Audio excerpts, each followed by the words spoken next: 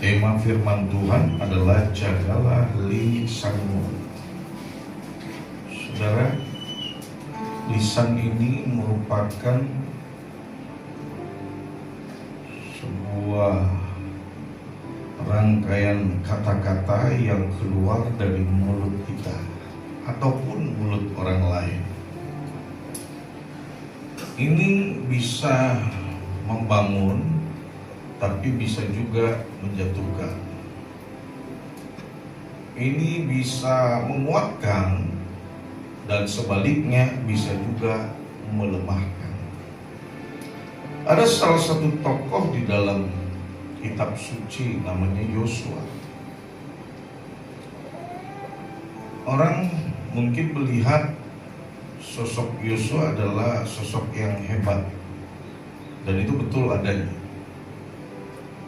Tetapi ternyata saudara, dia tidak serta-merta menjadi hebat, tetapi dia banyak mendengarkan lisan yang keluar dari mulutnya Musa.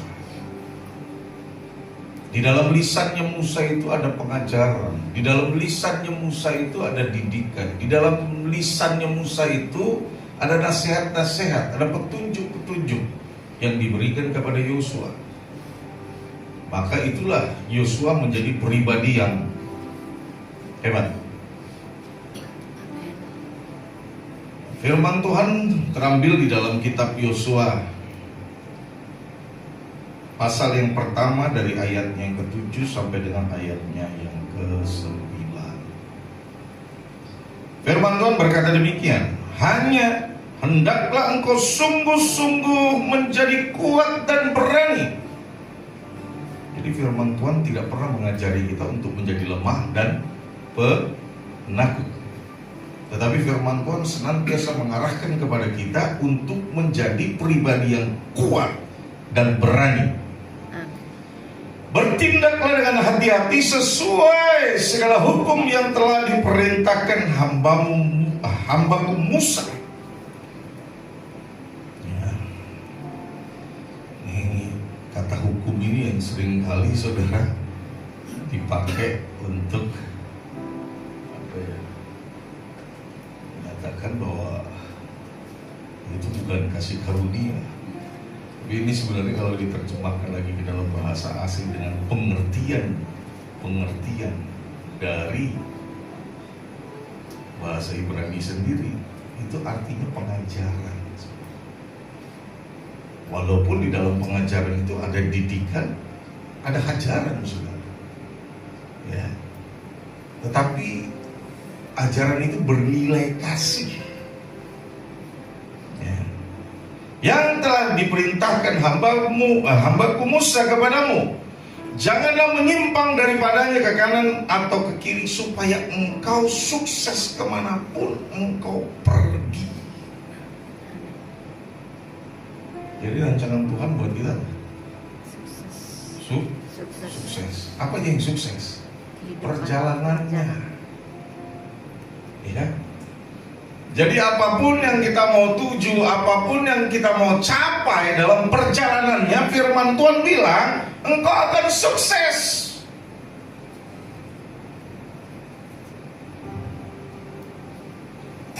Di dalam ayat yang selanjutnya, kitab Taurat ini harus kamu baca dan perkatakan. Saya nggak tahu seberapa banyak di antara kita yang rutin membaca kitab suci. Ya, ini penting. Ya. Tapi saya mau sampaikan kepada kita semua bahwa membaca saja itu tidak cukup kalau tidak dibunyikan, kalau tidak dilafalkan. Karena firman Tuhan bilang iman timbul dari pendengaran, pendengaran akan firman Yahweh. Jadi supaya iman itu timbulnya dari firman Tuhan, firman itu harus diperkatakan sehingga kita dapat mendengar. Dan ketika kita mendengar, maka iman kita bertimbul. Jadi bukan baca dalam hati atau bacanya komat kamit tanpa suara, tetapi suarakan itu. Yang jadi masalah di sini adalah saudara, kita merasa nggak penting untuk membaca firman. Cukup berdoa saja, cukup memohon saja, cukup meminta saja sama Tuhan.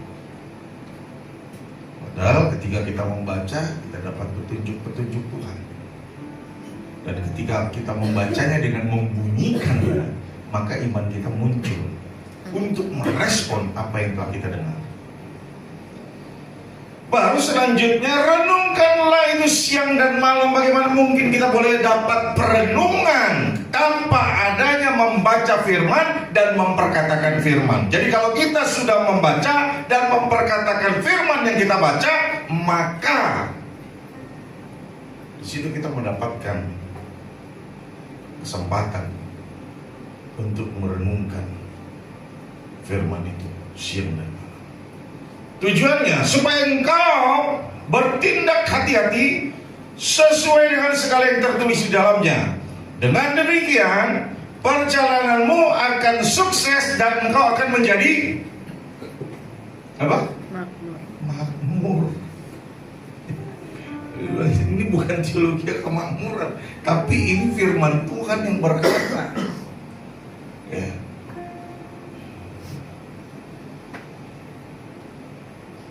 Ayat yang 9. Bukankah aku telah memerintahkan engkau, jadilah kuat dan berani. Jadi ada pengulangan kata sampai beberapa kali. Sukses dan jadilah kuat dan berani, itu diulang sampai 2 kali. Jangan takut atau berkecil hati, karena Yahweh Elohimmu menyertaimu di segala tempat kemanapun engkau pergi. Ini gak boleh takut. Ya. Walaupun mungkin saja kita berhadapan dengan beberapa atau banyak orang yang tidak mendukung kita. Oh, itu nanti kau akan mengalami kesulitan kalau kau buat seperti itu. Ya.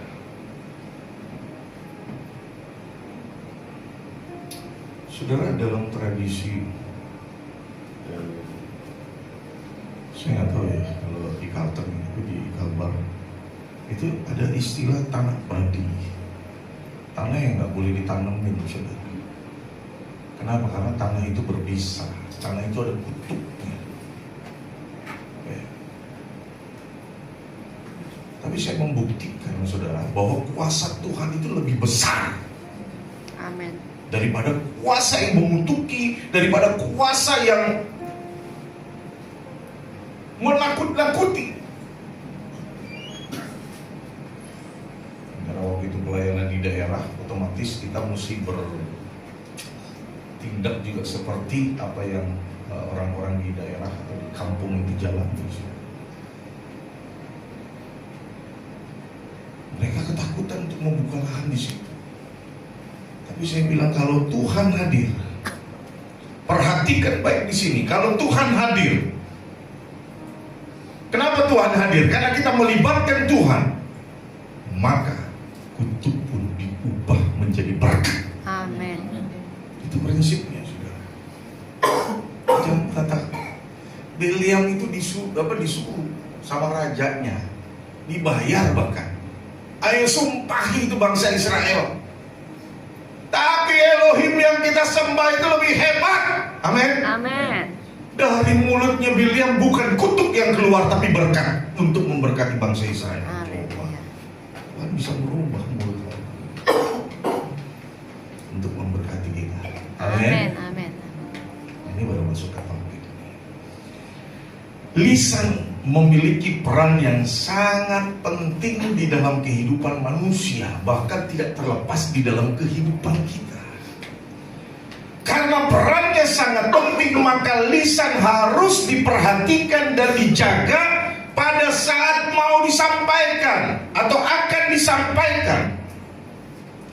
Sebab lisan yang telah keluar dari mulut tidak dapat ditarik kembali, dan tentunya ada konsekuensi yang harus dipertanggungjawabkan.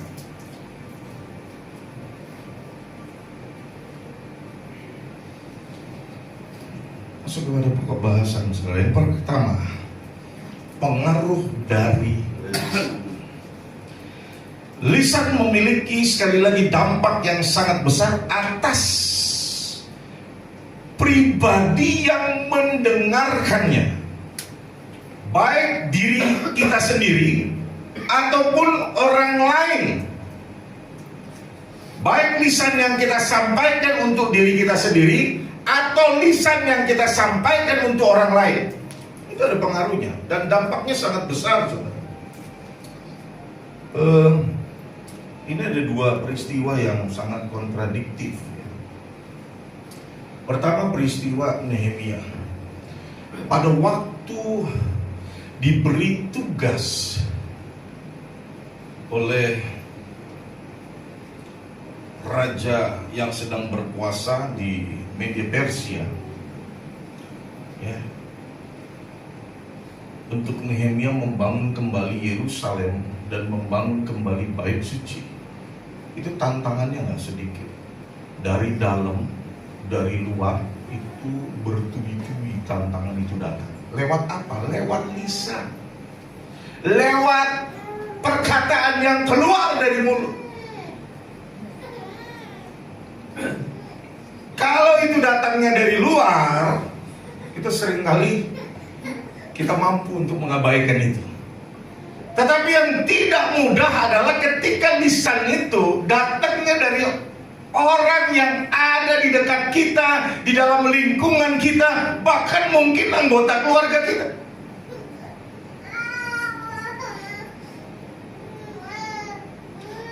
Pada waktu itu ada beban tugas yang tidak mudah yang diemban oleh Nehemia. Ya, dia harus bangun kembali tembok kota Yerusalem dan bait suci. Di sini ada dua tokoh yang sebenarnya seharusnya mendukung program atau proyek itu, sebab ini datangnya dari titah raja Persia yang pada waktu itu sedang berkuasa. Tapi Sanballat ini orang Samaria, berarti orang-orang yang ada di sekitar lingkungan Israel, saudara. Dan Tobia, ya, seorang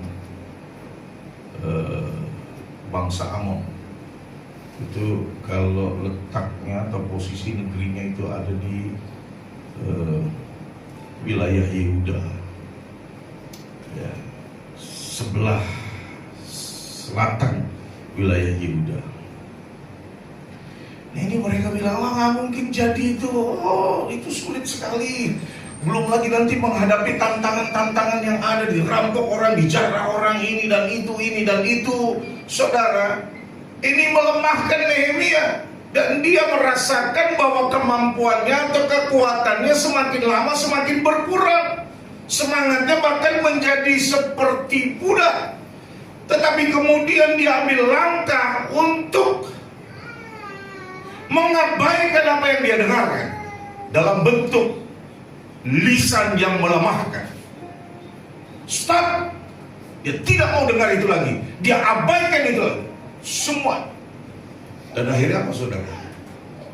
Dia jadi mampu menyelesaikan tugas dan tanggung jawab dari Bapak Yahweh melalui Raja Media Persia, membangun kembali tembok Yerusalem dan membangun kembali bait suci.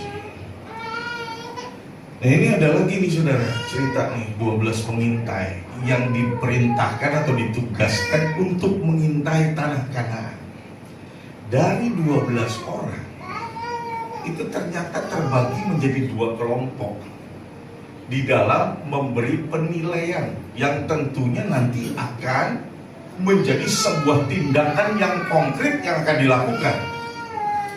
10 pengintai ini lisannya melemahkan. Aduh, orang-orang di sana itu serem-serem, gede-gede badannya, dan kita akan dilumat habis oleh mereka. Tidak mungkin kita mengalami kemenangan. Kita sangat kecil kekuatan kita.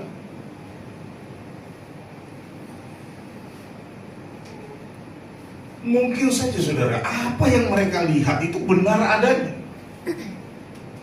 Karena memang orang-orang di Kanaan itu tubuhnya besar-besar, mungkin 2 kali lipat daripada kebanyakan orang-orang di tengah-tengah bangsa Israel pada waktu itu. Tapi kita lihat di sini ada 2 pengintai yang berbeda pandangannya. Lisannya positif. Dia bilang, oh, kalau Yahweh ada bersama dengan kita, kita akan melantakkan, melumatkan mereka.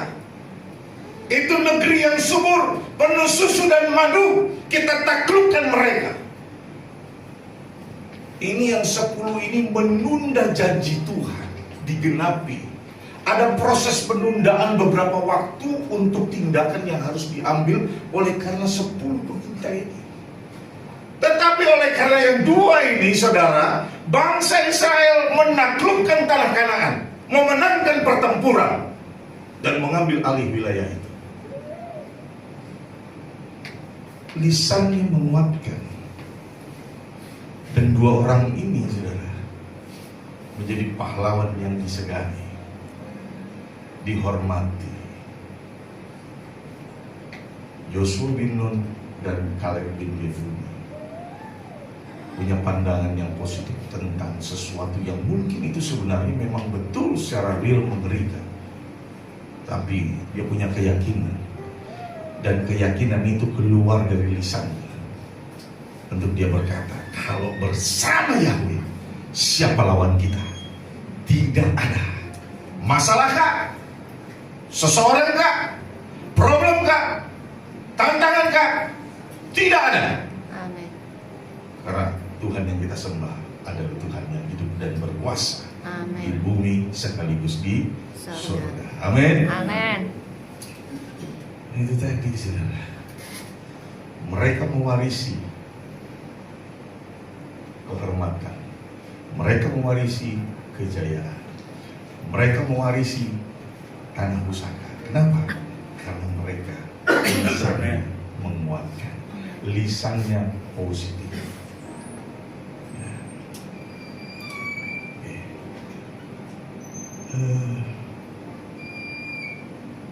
Tadi pengaruh dari lisan. Kalau yang kedua, kekuatan dari lisan. Lisan dapat mengubah keadaan atau situasi yang buruk menjadi baik. Tapi perhatikan, demikian juga sebaliknya.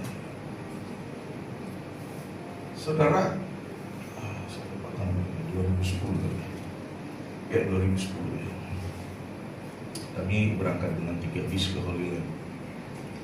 Ini memang di situ ada beberapa hamba Tuhan kumpul-kumpul. Kita sepakati pergi ke Hebron.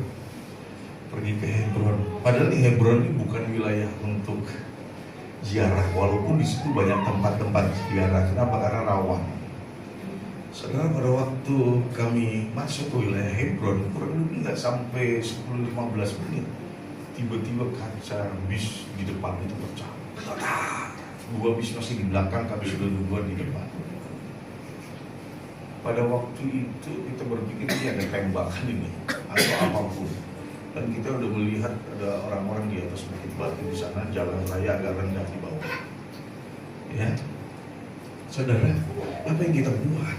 Nggak ada yang bisa kita lakukan, karena itu memang bukan wilayah yang diizinkan untuk dimasuki. Tapi memang kadang-kadang hamba Tuhan bandel. Kita sepakat dan akhirnya operator di sana mengiyakan, walaupun akhirnya ada proses di mana mereka diperiksa polisi, saudara.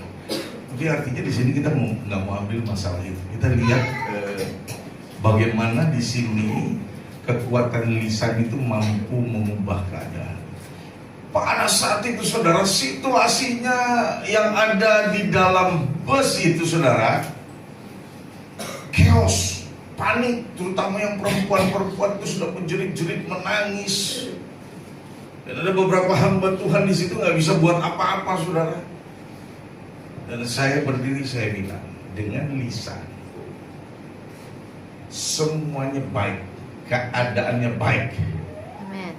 Dan setiap orang-orang yang ada di situ terkunci gerakannya, tidak bisa mencelakakan kamu. Perkataan atau lisan yang positif yang keluar. Dan memang terjadi. Cukup 10-15 menit, saya rasa hanya 15 menit, mungkin 10 menit, wah sudah kita dikelilingi oleh mobil polisi di sana. Artinya sudah aman.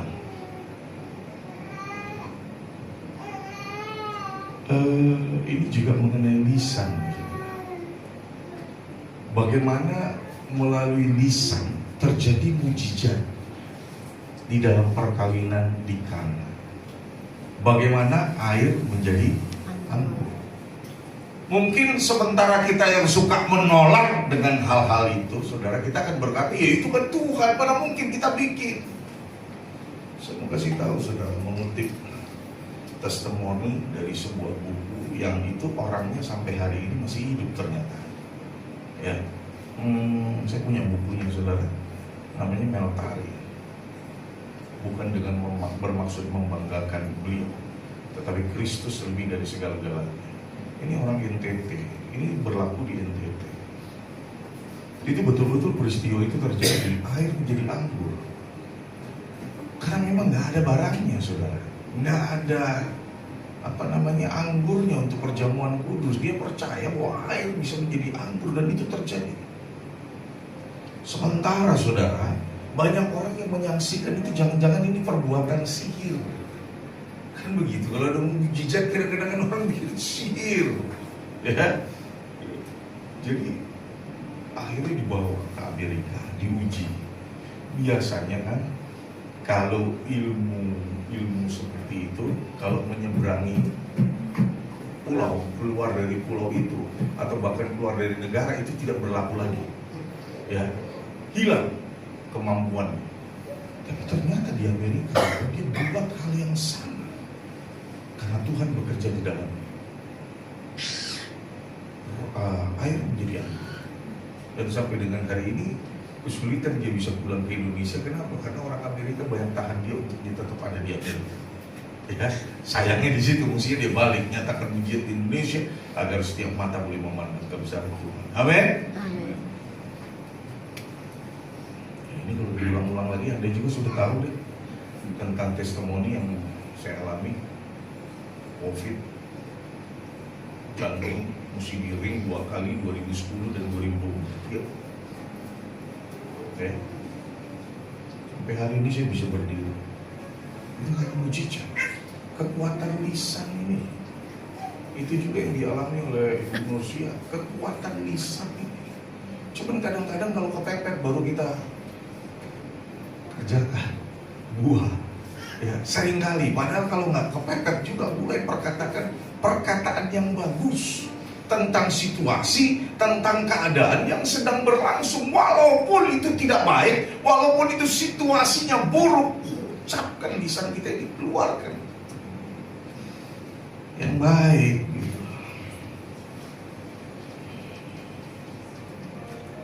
Itu tadi lisan dapat mengubah keadaan situasi. Ini lisan memiliki kemampuan untuk menciptakan dari yang tidak ada menjadi ada. Ini lain lagi nih saudara. Suatu ketika di Pontianak ini mungkin kami ada 8 kelompok murid. Ya, itu setiap kelompok murid itu adalah kurang lebih 30 sampai 40 orang. Non gereja, itu dari gereja macam-macam.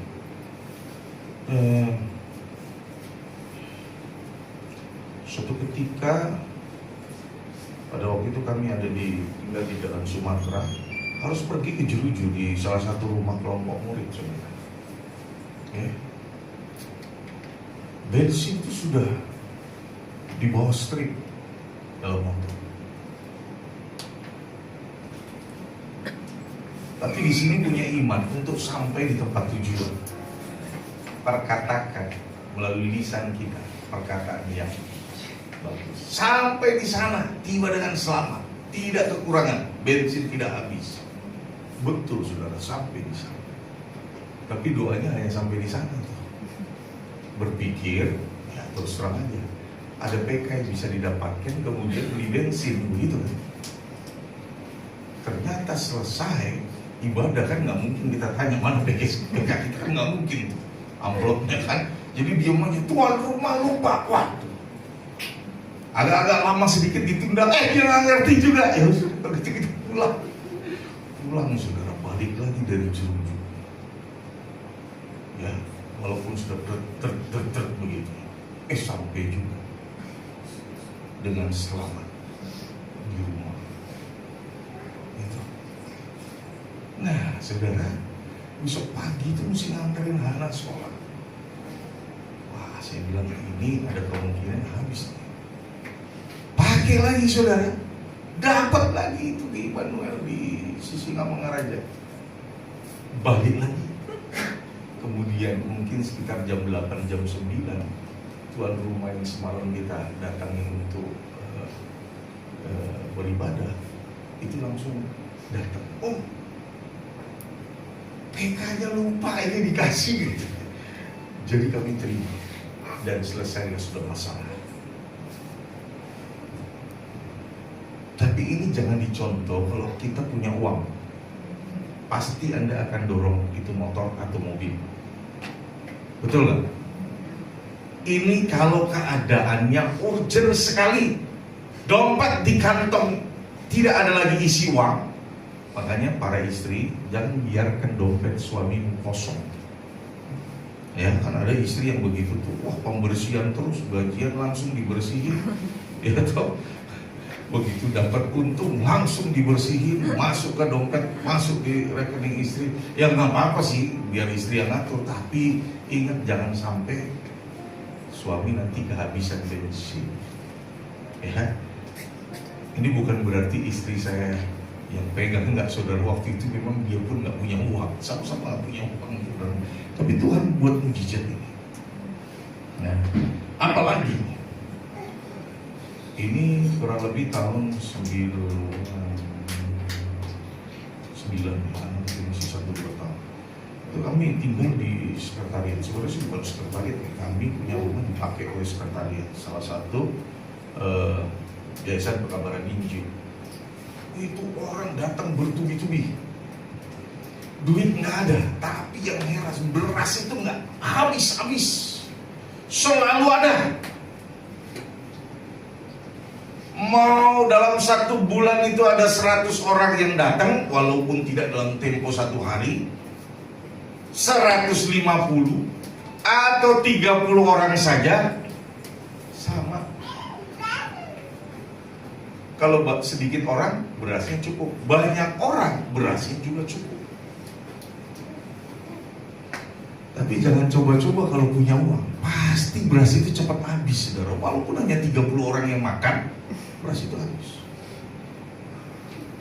Karena ada banyak anak-anak yang tinggal di rumah kami, ya, anak-anak sekolah. Jadi kami sekolah, biaya sekolah, biaya uang jajan, makan, minum itu semua kami tanggung. Karena rumahnya lumayan cukup besar, ya. Jadi terjadi dari yang tidak ada menjadi ada. Yang sudah ada dilipat gandakan, maka lisannya harus yang bagus. Walaupun sepertinya keadaannya secara logis, secara real tidak baik, tidak bagus, tapi lisannya harus tetap bagus supaya lisan itu akan menciptakan. Dari yang tidak ada menjadi ada, yang sudah ada dilipat gandakan keberadaannya. Amin. Bapak, Ibu, dan saudara-saudari kekasih-kekasih Kristus, ada banyak sebenarnya pengalaman-pengalaman yang mungkin saya dan Anda alami. Tapi kadang-kadang kita kurang bersyukur atau bahkan tidak bersyukur atas apa yang sudah Tuhan percayakan. Ya. Makanya kadang-kadang kita sekali-kali itu ingat masa lalu itu. Bukan tujuannya ingin hidup di dalam dosa, tapi kita lihat dulu kita seperti apa sih, sekarang kita seperti apa. Maka pasti engkau akan bersyukur. Itu betul. Bahwa Tuhan Yesus Bapa Yahweh mengasihi kita semua. Amin. Amin. Sebab itu jagalah lisanmu, Biarlah lisan yang keluar dari mulutmu dalam bentuk perkataan-perkataan itu adalah perkataan yang membangun, menguatkan, memberkati, mengajari, menghibur banyak orang. Amin. Bapa Yahweh dalam Tuhan Yesus Al-Masih memberkati kita semua.